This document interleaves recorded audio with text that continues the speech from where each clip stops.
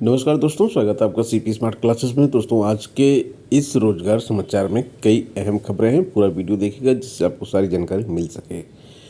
LU में स्नातक के तीसरे, पाँचवें और सातवें सेमेस्टर में ट्रांसफ़र ले सकेंगे अभ्यर्थी, जिससे ये पहले ही निर्णय हो चुका है कि अगर आप देश में 1 वर्षीय पीजी अध्यादेश लाने वाला एलयू पहला है। 2 वर्षीय पीजी अध्यादेश को भी मंजूरी दे दी गई है। रिसर्वर इन रेजिडेंस के रिसर्च कर सकेंगे अंतर्राष्ट्रीय संकाय।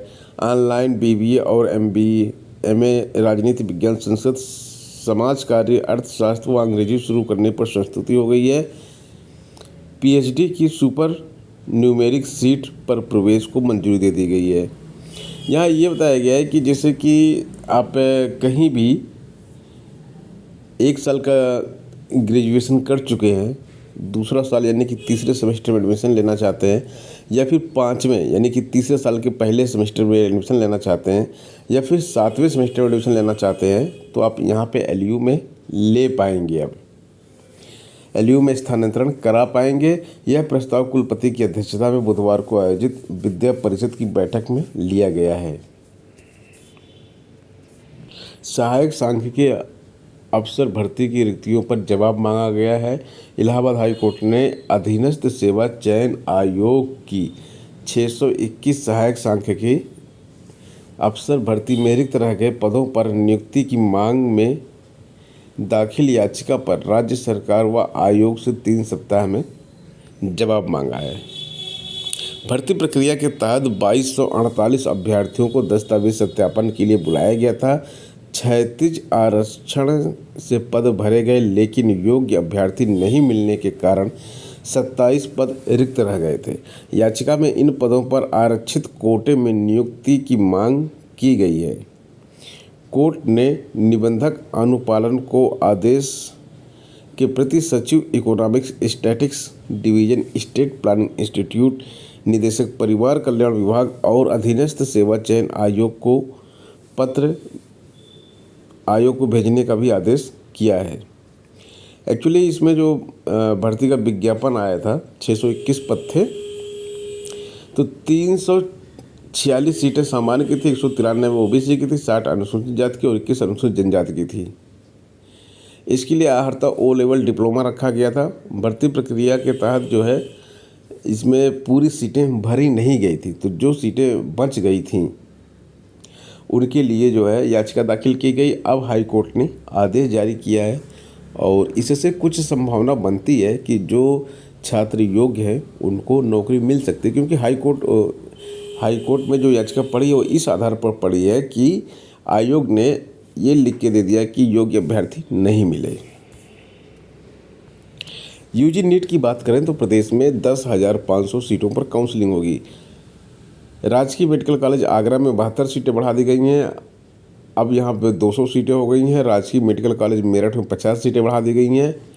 ऐसे में यहाँ 150 सीटें हो गई हैं। पीपीपी मोड में शामिल स्थित कॉलेज को भी 150 और महाराजगंज के कॉलेज को 150, संभल के कॉलेज को 50, गोरक्षनाथ मेडिकल कॉलेज गोरखपुर को 50 सीटें, हापुड़ के जीएस मेडिकल कॉलेज में 100 सीट पर पहले ही दाखिले की अनुमति मिल चुकी है। इस तरह से अब प्रदेश में सरकारी मेडिकल कॉलेजों में एमबीबीएस की 4,550 सीटों और निजी क्षेत्र की 5,600 सीटों और पीपीपी मोड की 350 सीटें हो गई हैं। इस तरह प्रदेश में कुल 10,500 सीटों पर दाखिले के लिए काउंसलिंग कराई जाएगी।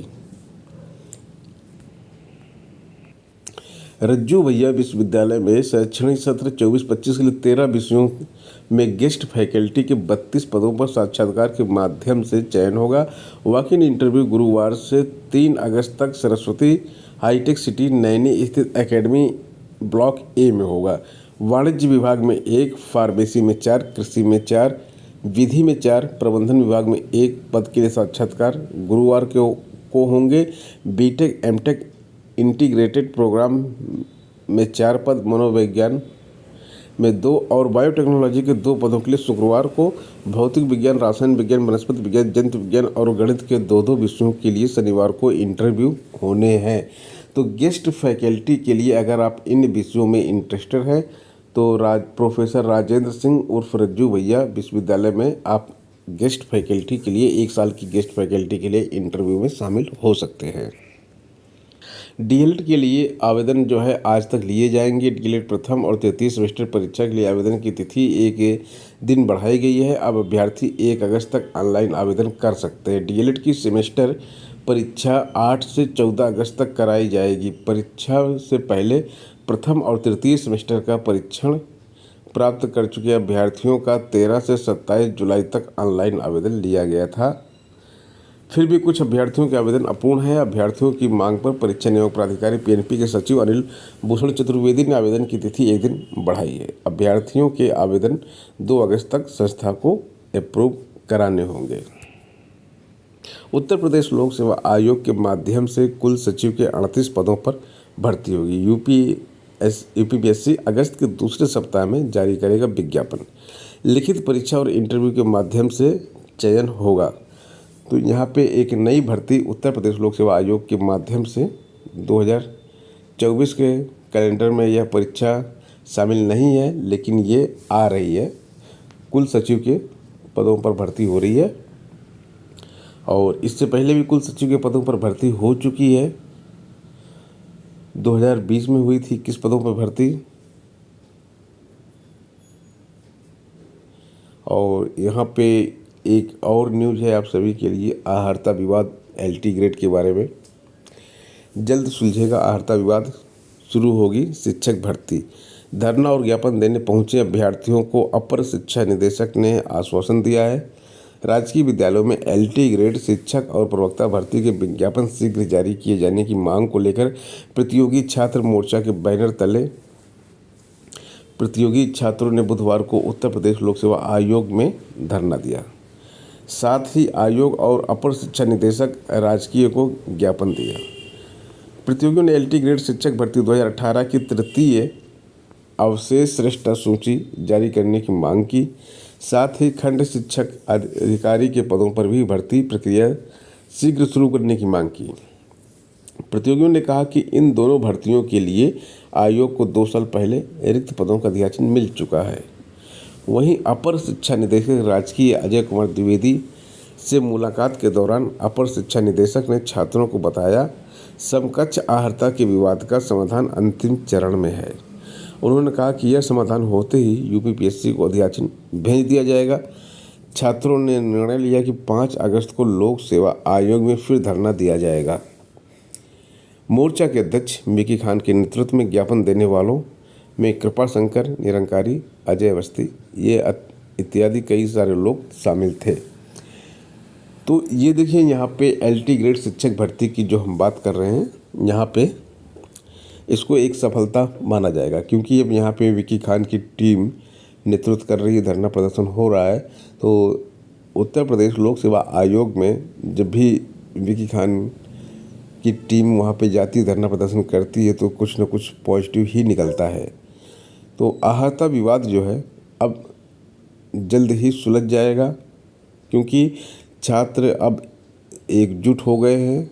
कल धरना प्रदर्शन किया, 5 तारीख को फिर उन्होंने बोला है कि हम धरना प्रदर्शन करेंगे। तो एक प्रेशर बनता है सरकार के ऊपर, प्रशासन के ऊपर और आयोग के ऊपर। इस बीच में अब देखने वाली बात यह है कि आहर्ता विवाद हो सकता है 4-5 दिन में सॉल्व हो जाए, क्योंकि अंतिम स्टेज है, उसमें कोई टाइम लगने वाली ऐसी बात नहीं है। आहर्ता विवाद को 1 दिन 2 दिन में भी सॉल्व किया जा सकता है। बस ये है कि प्रशासन इसके ऊपर ध्यान दे। उत्तर प्रदेश लोक सेवा आयोग और शिक्षा निदेशालय परिसर में दोनों जगह पर धरना दिया गया। छात्रों ने कहा कि लापरवाही के कारण नहीं आई भर्ती, हो गए ओवर एज। बिल्कुल सही छात्र कह रहे हैं कि एलटी ग्रेड और जीआईसी प्रवक्ता की भर्ती जो है, इसमें पूरी तरह से लापरवाही प्रशासन की है, आयोग की है। छात्रों की इसमें कोई गलती नहीं है और ये ओवर एज हो गए हैं।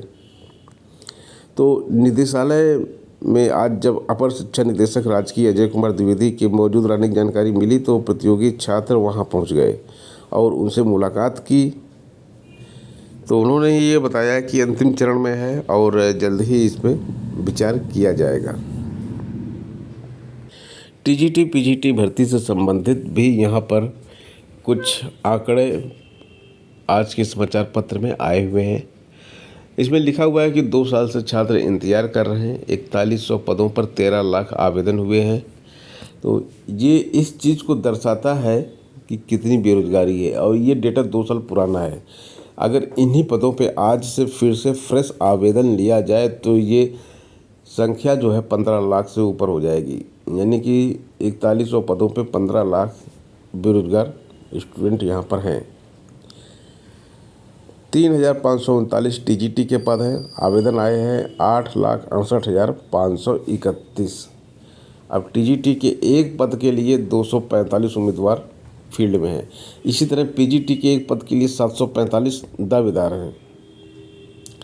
पीजीटी 2022 भर्ती के लिए एक पद पर औसत 320 दावेदार थे।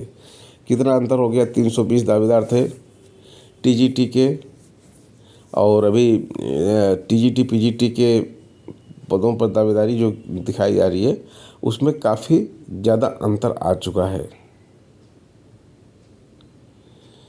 745 पीजीटी पे और 245 टीजीटी में दावेदारी हो रही है। इसकी पुरानी जो भर्ती हुई थी वो तो रिकॉर्ड समय में 6 महीने में हो गई थी, क्योंकि उसमें कोर्ट का आदेश था, इसलिए वो भर्ती समय में ही पूरी करवा ली गई थी। लेकिन अब इस भर्ती को अटका दिया गया है और 2 साल से ज़्यादा समय हो गया है। बहाना यह है कि आयोग इस समय कोई है नहीं, तो आयोग है नहीं तो इससे तो कोई फ़र्क नहीं पड़ेगा, लेकिन भर्ती करना तो सरकार की जिम्मेदारी है। जो आयोग बना क्यों नहीं 2 साल में? 2 साल से एक आयोग बना रहे हैं जो अभी तक बन नहीं पाया, और 2 साल से आहता विवाद सुलझा रहे हैं एलटी ग्रेड के लिए, जो अभी तक सुलझ नहीं पाया, वो भी अंतिम चरण में है। तो इस तरह की लापरवाही केवल छात्रों पर ही भारी पड़ती है। वो ओवर एज हो जाते हैं, बाद में फिर उनको नौकरी नहीं मिलती। जिसको शिक्षक बनना था वो शिक्षक न बन के फिर कोई दूसरा रोजगार तलाशता है। तो दोस्तों, आज की वीडियो में इतना ही। मिलते हैं नेक्स्ट वीडियो में। धन्यवाद।